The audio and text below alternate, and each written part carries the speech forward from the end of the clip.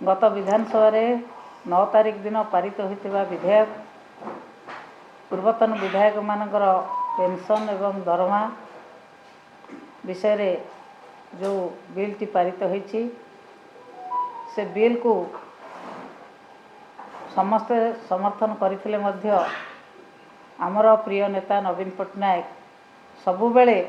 ओडिशार जनमत को समर्थन दे आछंती, जनमत को सम्मान दे आछंती। जेतेबेले ओडिशार जनमत से बिल विरुद्ध रे जाउची, माननीय सभापति महोदय आमर पूर्वतन मुख्यमंत्री आमर प्रिय नेता नवीन पट्टनायक महोदय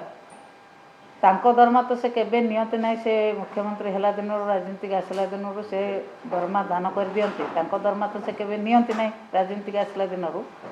किंतु निर्देश क्रमे आमे आपण मान को जणाउछु जे आमे मध्य बिजु जनता दल तरफ माननीय मुख्यमंत्री को अनुरोध करुछु ये जो विधेयक पारित होइछि ए विधेयक को पुनर्विचार करंतु